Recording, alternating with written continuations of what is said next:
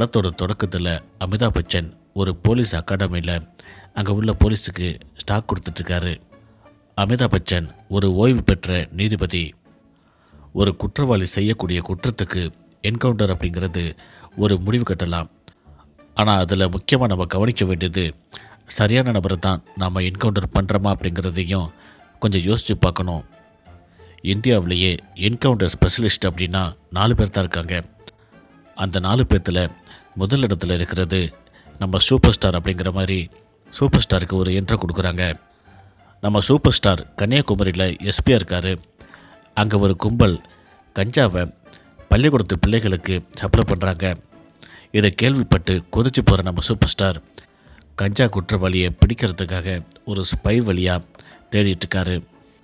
அந்த ஸ்பை யார் அப்படின்னு கேட்டிங்கன்னா அவர் தான் பகத் பாசில். திருட்டு வேலை பார்த்துட்டு இருந்த பகத் பாசில் கிட்ட சூப்பர் ஸ்டார் பேசுகிறாரு.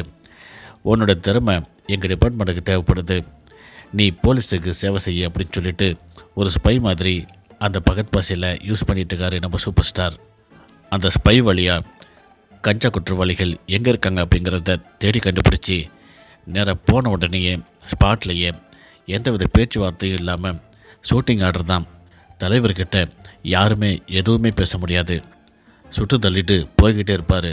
அந்த மாதிரி அங்கே இருந்த குற்றவாளிகளை போட்டு தள்ளுறாரு. நம்ம சூப்பர் ஸ்டாருக்கு ஒரு ஒய்ஃப் மட்டும் இருக்காங்க, அவங்களுக்கு குழந்தைகள் யாருமே இல்லை. நினச்சதை செஞ்சுக்கிட்டு நம்ம சூப்பர் ஸ்டார் லைஃப்பை என்ஜாய் பண்ணிகிட்ருக்காரு.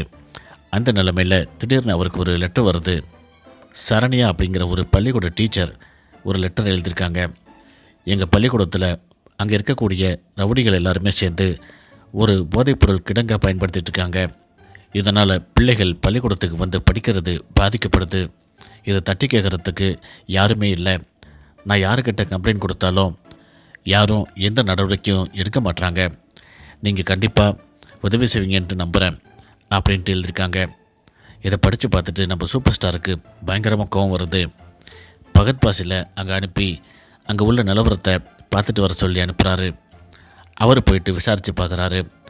எல்லாமே உண்மை அப்படிங்கிறத திரும்ப வந்து நம்ம தலைவர்கிட்ட சொல்கிறாரு. நம்ம தலைவர் உடனே அந்த ஸ்பாட்டுக்கு போயிட்டு அடித்து தூள் கலப்புறாரு. அதுக்கு காரணமான லோக்கல் ரவுடியை தூக்கிட்டு வராரு. இவனை போட்டு தள்ளணும் அப்படின்னா நியாயமான ஒரு காரணம் வேணும், அதுக்கு என்ன செய்யலாம் அப்படின்ட்டு யோசிக்கிறாரு. அதுக்கு நியாயமான காரணத்தையும் அவரே உருவாக்குறாரு. லோக்கல் ரவுடி தைரியமாக இப்படி பப்ளிக்காக கஞ்சா விற்கிறான் அப்படின்னா அவனுக்கு கண்டிப்பாக போலீஸோட சப்போர்ட் இருக்கும். அந்த போலீஸ் யார் அப்படிங்கிறத கண்டுபிடிச்சி அந்த போலீஸையும் போட்டு தள்ளுறாரு. இந்த கஞ்சா வித்த ரவுடியையும் போட்டு தள்ளுறாரு. ரவுடியை ஸ்டேஷனுக்கு கொண்டு போகும்போது தப்பிக்க பார்த்தான், போலீஸை சுட்டு கொண்டுட்டான். அதுக்காக எங்களுடைய பாதுகாப்புக்காக நாங்கள் அவனை கொண்டுட்டோம் அப்படின்னு சொல்லிட்டு கோர்ட்டில் சொல்கிறாரு. மனித உரிமை ஆணையத்திலையும் கோர்ட்லேயும் நம்ம தலைவருக்கு எதிர்ப்பாக யாராலையும் எந்த சாட்சியையும் கொண்டு வர முடியல. இந்த செய்தி ப்ரெஸ்ஸுக்கு தெரிய வர நாடு முழுக்க இந்த செய்தி பரவுது. நம்ம தலைவரை எல்லாருமே புகழ்ந்து பேசுகிறாங்க. தலைவர் இப்போ ஒரு பேட்டி கொடுக்குறாரு. இதுக்கெல்லாம் காரணம் நான் இல்லை, அந்த சரண்யா அப்படிங்கிற ஒரு டீச்சர் தான் காரணம். இந்த பேரும் புகழும் அவங்களுக்கு தான் போய் சேரணும். அவங்க தான் ரொம்ப தைரியமாக எனக்கு ஒரு கடிதம் எழுதினாங்க, அதனால தான் என்னால் இதை செய்ய முடிஞ்சுது அப்படின்ட்டு நம்ம தலைவர் சொல்கிறாரு. அந்த சரண்யா டீச்சருக்கு எந்த விதமான பேக்ரவுண்டும் இல்லை, அவங்க ரொம்ப கஷ்டத்தில் இருக்காங்க அப்படிங்கிறத புரிஞ்சுக்கிட்ட நம்ம தலைவர் அந்த டீச்சரை நீ வேலை பார்த்துக்கிட்டே சென்னையில் போயிட்டு உனக்கு விருப்பமான கம்ப்யூட்டரை பற்றி படிமா அப்படின்னு சொல்லிட்டு தன்னோட செலவில் படிக்க வைக்கிறாரு. ஒரு நாள் சரண்யா டீச்சர் ஸ்கூல் முடிஞ்சு வீட்டுக்கு கிளம்புறாங்க. திடீர்னு அவங்கள உள்ளே வச்சு யாரோ ஒருத்தன் கதவை சாத்துறான். யாருன்னு முகத்தை காட்டலை. அங்கிருந்த ஒரு இரும்பு கம்பியை எடுத்து சரண்யா டீச்சருடைய மண்டையில் ஓங்கி அடிக்கிறான். மயக்கம் போட்டு கீழே விழுகிறாங்க. மயக்கத்தில் இருக்கும்போதே இவன் அவங்கள ரேப் பண்ணிடுறான். சரண்யா டீச்சர் மயக்கத்திலேயே அப்படியே இறந்து போகிறாங்க. இந்த செய்தியை கேள்விப்பட்ட நம்ம தலைவர் ரொம்பவே ஃபீல் பண்ணுறாரு. இந்த டீச்சர்னால் அந்த ஊரில் நிறைய பேர் பயனடைஞ்சிருக்காங்க. நாடு முழுக்க எல்லோருமே இந்த சம்பவத்துக்காக போராட்டம் பண்ண ஆரம்பிக்கிறாங்க. உண்மையான குற்றவாளியை கண்டுபிடிச்சி தூக்கில் போடுங்க அப்படின்னு சொல்லிட்டு நாட்டு மக்கள் எல்லாருமே போராட ஆரம்பிக்கிறாங்க. காவல்துறைக்கும் அரசாங்கத்துக்கும் இது மிகப்பெரிய சவாலாக இருக்குது. நம்ம தலைவர் உடனே ஐஜிக்கு ஃபோன் போட்டு இந்த கேஸை நான் எடுத்து நடத்தலாமா அப்படின்னு சொல்லிட்டு கேட்குறாரு. நீங்கள் கன்னியாகுமரியில் எஸ்பியாக இருக்கீங்க, இது சென்னையில் நடந்த சம்பவம், இதை நீங்கள் எடுக்க முடியாது அப்படின்னு சொல்லிட்டு ஐஜி சொல்லிடுறாரு.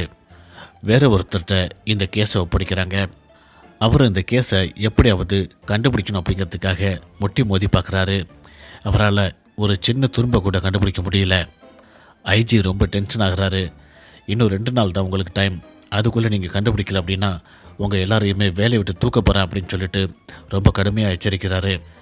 இந்த கேஸை திரும்பவும் ஆரம்பிக்கலாம் அப்படின்னு சொல்லிட்டு அந்த அதிகாரி திரும்பவும் அந்த டீச்சர் வேலை செஞ்ச ஸ்கூலுக்கு வராரு. அங்கே அலசி அரைஞ்சி பார்க்குறாரு. கடைசியாக அங்கே ஒரு ஹெல்மெட்டை கண்டுபிடிக்கிறாரு.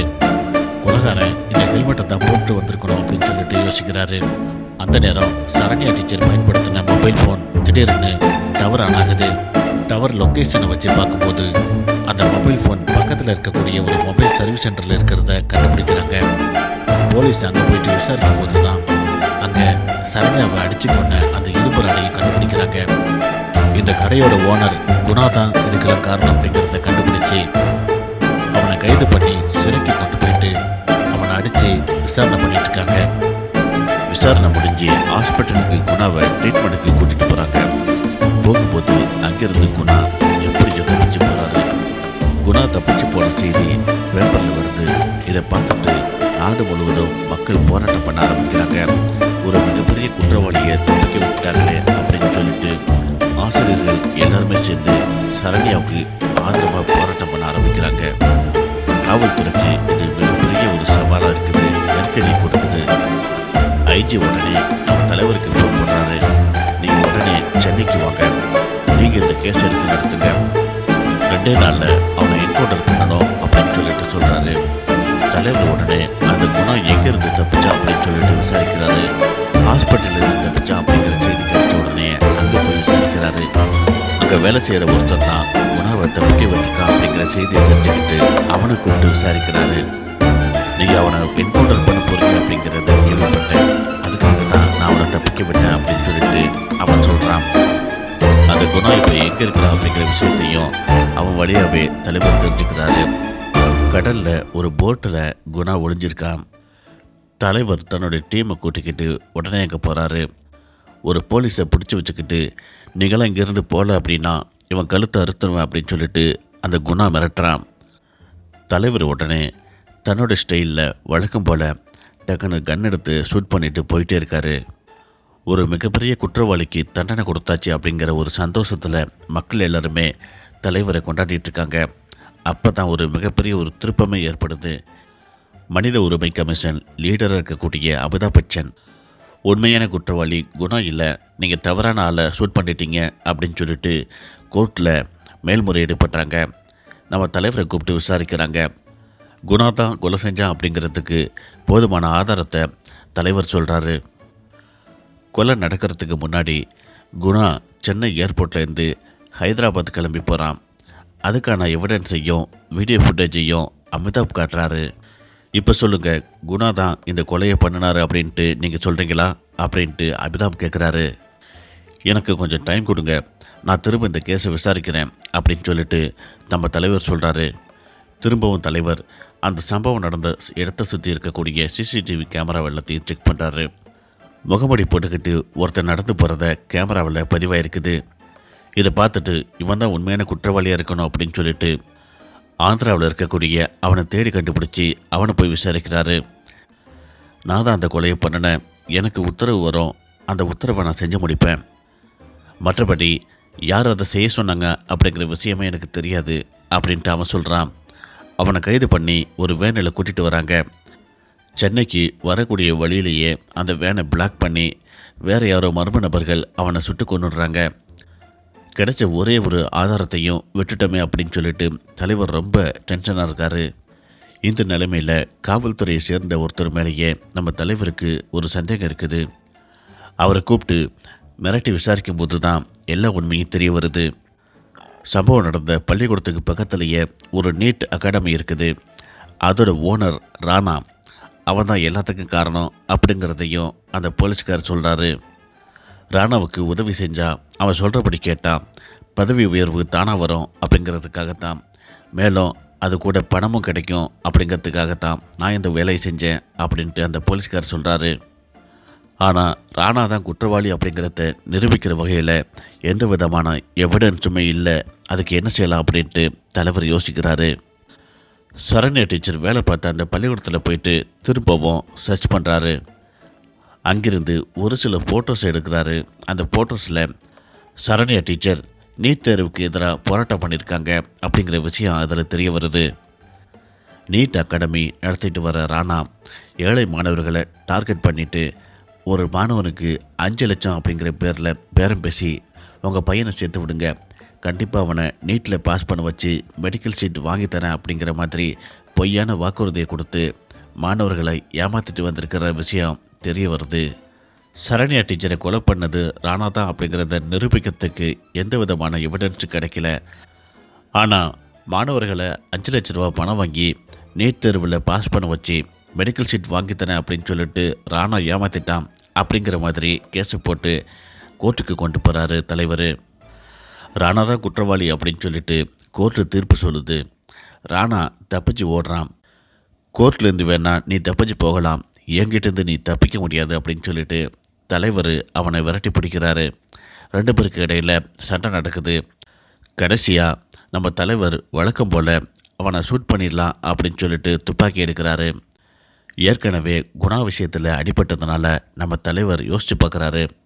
இவனை ஷூட் பண்ண வேண்டாம், கோர்ட்லேயே ஒப்படைக்கலாம் அப்படின்னு சொல்லிட்டு முடிவு பண்ணிவிட்டு ராணாவை கொண்டு போய் கோர்ட்டில் நிப்பாட்டுறாரு. ராணாவுக்கு ஆயுள் தண்டனை வாங்கி கொடுக்குறாரு. இதோட குணாவும் குற்றவாளி இல்லை அப்படிங்கிற விஷயத்தையும் கோர்ட்டில் நம்ம தலைவர் சொல்கிறாரு. இதோட இந்த படம் முடியுது. நீட் கோச்சிங் சென்டர் அப்படிங்கிற பேரில் மக்களை எப்படியெல்லாம் ஏமாத்துறாங்க அப்படிங்கிற விஷயத்த மிகவும் தெளிவாகவும் அழகாகவும் சொல்லியிருக்காங்க.